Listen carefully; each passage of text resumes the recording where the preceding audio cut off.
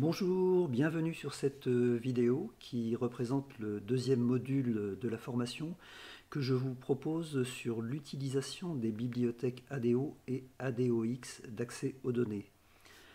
Après avoir appris dans le premier module comment se connecter à une base de données Access, locale ou externe, nous allons voir maintenant comment déclarer et utiliser un jeu d'enregistrement. Un jeu d'enregistrement peut être une table, une requête ou encore une chaîne de caractères représentant une formule SQL.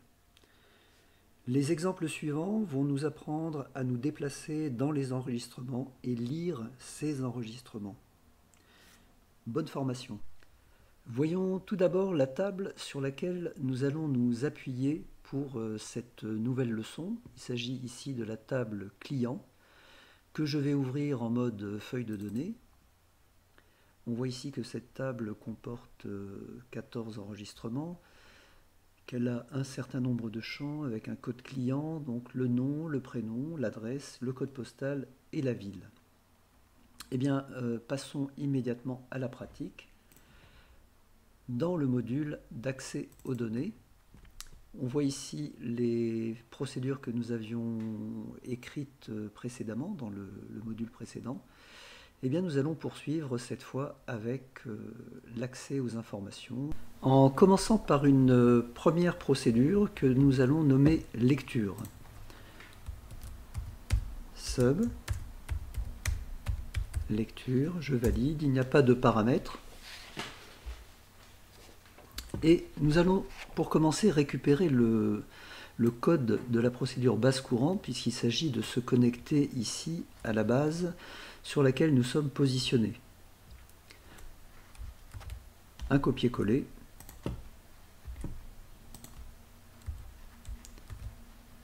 Et nous reprenons donc les éléments de connexion réalisés précédemment. Nous allons insérer cette fois la déclaration du record set du jeu d'enregistrement que nous allons utiliser. Alors les déclarations se faisant toujours en en-tête de préférence, je m'intercale. Et ce jeu d'enregistrement, eh bien, nous allons l'appeler ici RS. Donc dim RS as, et comme il s'agit d'une création d'un objet, nous utilisons l'expression new. Donc as new ADODB point record set. Après cette déclaration, on se repositionne à la fin de la procédure avant le end-sub, et cette fois nous allons tout simplement ouvrir ce record set qui est nouvellement créé par la méthode open, rs.open,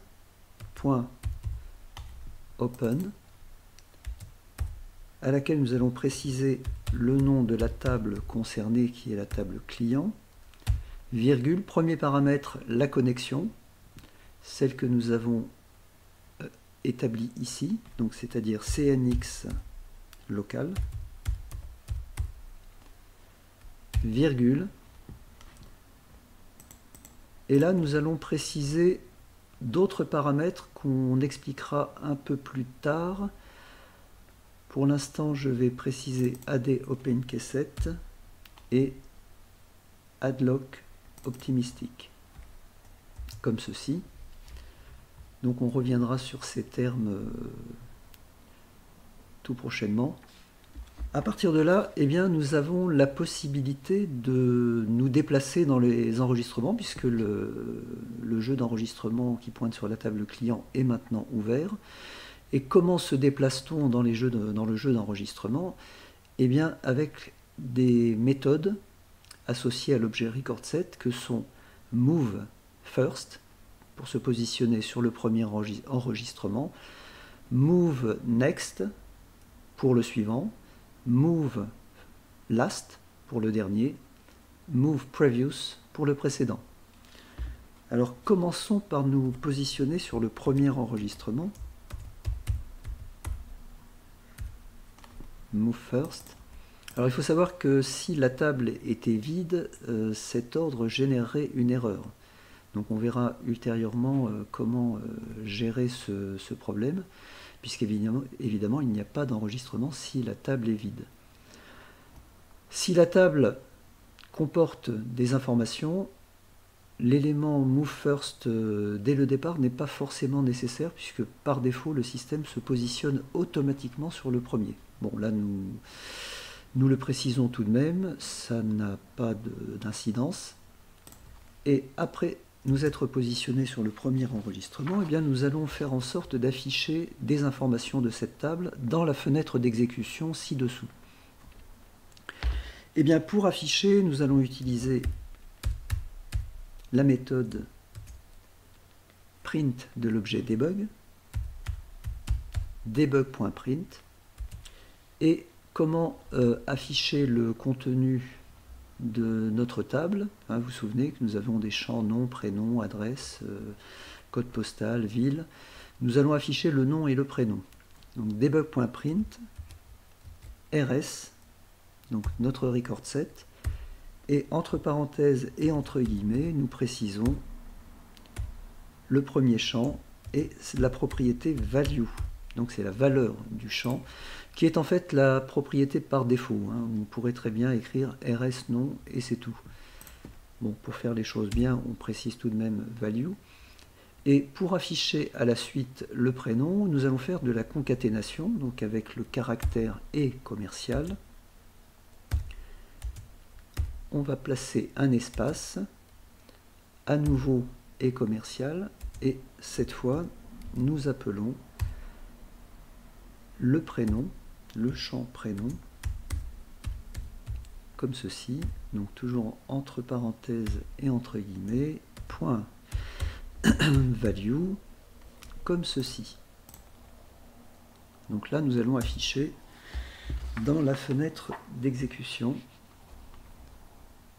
Et pour terminer, avant d'exécuter cette procédure, eh bien, vu que nous avons ouvert un record set, nous allons le fermer. Il n'y a pas lieu de fermer la base de données, puisque c'est la base locale. Et là, nous allons utiliser la méthode rs.close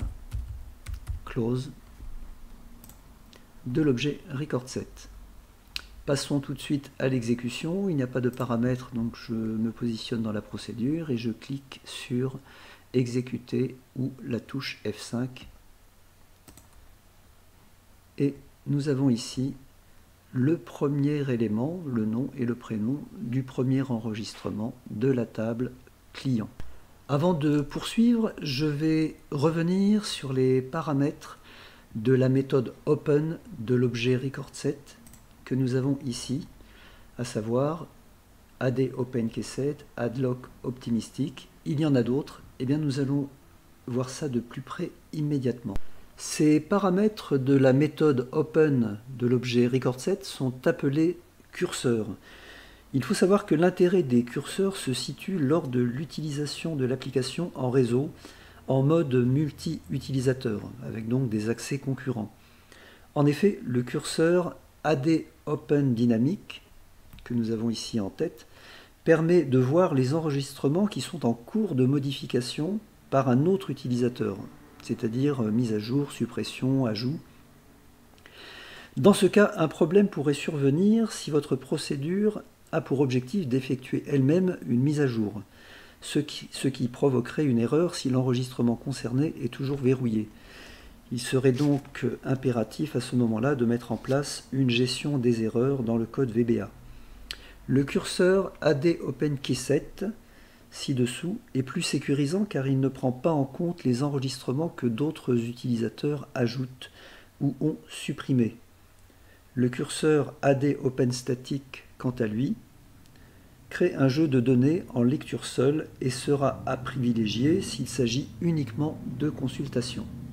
Le dernier paramètre de la méthode open de l'objet recordSet, lui, concerne le mode de verrouillage des enregistrements.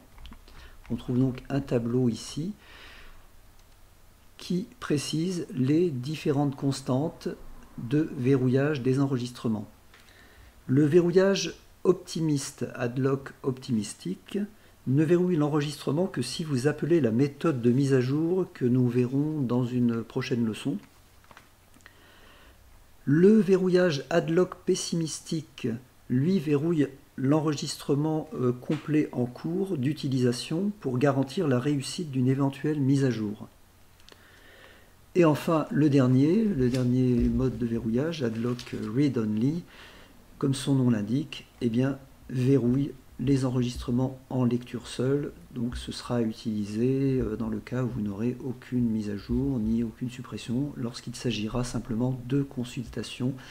Et encore une fois, là c'est à privilégier dans la plupart des cas, ce qui évite des conflits d'accès sur les enregistrements en mode multi-utilisateur. Vous trouverez ces deux tableaux en téléchargement dans la partie description sous cette vidéo. Poursuivons maintenant sur cette même procédure pour voir le fonctionnement des autres méthodes de déplacement de l'objet RecordSet. Alors je vais tout simplement faire un copier-coller. Donc je vais copier 3 fois, puisque vous vous souvenez qu'il y a 4 méthodes, Move First, Move Next, Move Last et Move Previous.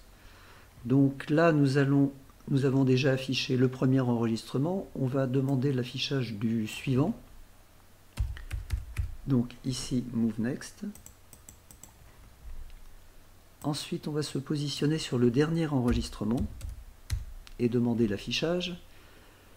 Et pour finir, eh bien, Move Previous, c'est-à-dire l'avant-dernier, puisque nous sommes déjà positionnés sur le dernier, eh bien l'avant-dernier, Move Previous. Alors, IOUS, comme ceci. Donc, vous voyez que j'ai placé tout ceci avant le rs.close. Eh bien, je vais effacer ce que nous avons déjà dans la fenêtre d'exécution et je vais exécuter à nouveau cette procédure. Alors la touche F5. Et nous avons donc 4 éléments qui correspondent en fait au premier enregistrement ici de la table client, le suivant, le dernier et l'avant-dernier. Voilà pour cette première procédure. Après avoir vu comment accéder aux données d'une table, à savoir la table client, nous allons voir maintenant comment accéder aux données issues d'une requête. Donc une requête en dur dans la base, que nous allons voir immédiatement en revenant sur l'environnement Access. Nous avons une requête nommée RQ Client Paris que je vais ouvrir en mode feuille de données. Donc rien ne diffère par rapport à la table des clients, hormis que nous avons filtré sur Paris.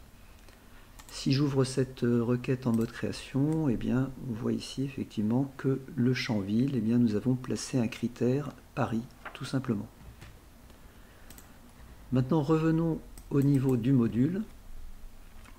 Eh bien, comme l'exécution sera à peu près identique, nous allons faire un copier-coller. Alors, je rappelle, CTRL-C pour copier, on se déplace, et CTRL-V pour coller.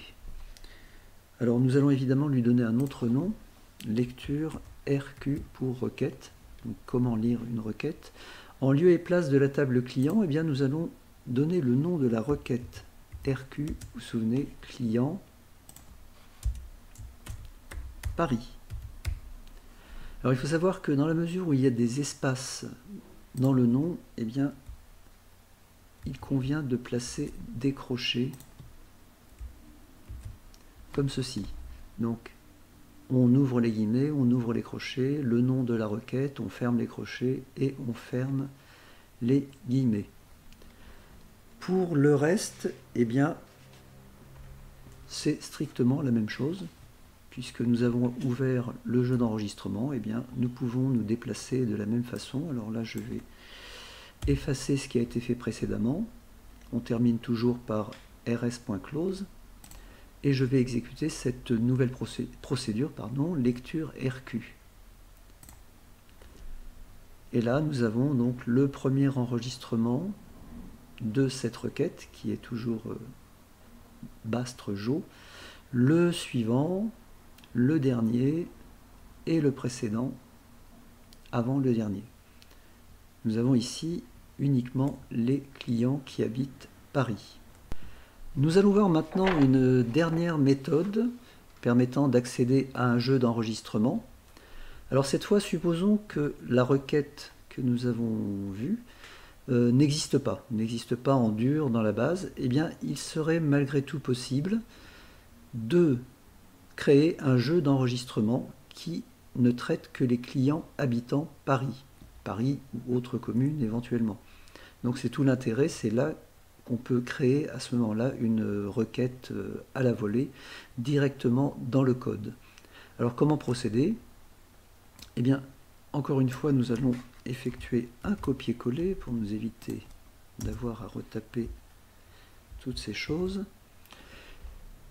Je vais renommer cette requête RQSQL, puisqu'en fait, cela va consister, en lieu et place du nom de la requête, de générer une chaîne de caractères SQL, donc avec une formule SQL. Eh bien, nous allons le faire immédiatement. Alors, pour ceux qui n'auraient pas de notion en matière de SQL, hein, il existe d'excellents ouvrages, voire même des tutos sur YouTube, hein, écrits par d'autres concepteurs. Là, je vais écrire le début, select, pour créer un jeu d'enregistrement SQL. Select étoile, donc je sélectionne tous les champs en fait, sinon il conviendrait de préciser, séparer par des virgules, les champs que l'on souhaite utiliser. Ici, je vais tous les prendre. From, venant d'où? Eh bien, venant de la table client. Alors, attention à ne pas faire de faute de frappe. From client. Et puisqu'il s'agira ici, encore une fois, des clients parisiens, hein, où, comme je le disais précédemment, on suppose que la requête n'existe pas, eh bien, nous allons écrire where, c'est la condition where, pour placer donc un filtre. Where ville, c'est le nom du champ, égal. Et là, on ouvre des simples cotes, puisque nous sommes à l'intérieur d'une chaîne de caractères qui est encadrée par des doubles cotes. Les chaînes de caractères à l'intérieur, eh bien, sont entre simples cotes. Et ici, je vais écrire Paris, je ferme les simples cotes, comme ceci. Pour le reste, eh bien, encore une fois, c'est strictement identique. Alors vous allez me dire pourquoi créer une requête à la volée? On peut très bien créer des requêtes en dur dans la base qui correspondent à ce qu'on veut. Mais ce qu'on veut, ça peut ne pas correspondre à ce que veut l'utilisateur. Si par exemple on prévoyait un formulaire où on lui offrait le choix de la commune, auquel cas on pourrait construire la chaîne SQL en concaténant avec l'élément externe qui est la saisie de l'utilisateur de la commune dans une zone de texte du formulaire par exemple, et ce qui fait qu'on aurait comme ça une chaîne SQL parfaitement dynamique qui s'adapterait en fonction du choix de l'utilisateur. Donc c'est une méthode très intéressante pour créer des jeux d'enregistrement adaptés. Eh bien, il ne reste plus qu'à exécuter. Je vais appuyer sur la touche F5. Alors avant cela, je vais effacer ce que j'avais créé ici. On devrait en principe avoir les mêmes résultats, ce qui est effectivement le cas. Merci infiniment pour votre écoute. Je vous invite à liker si cette vidéo vous a plu et surtout à vous abonner pour être notifié lorsqu'une prochaine vidéo sera publiée. Merci et à bientôt.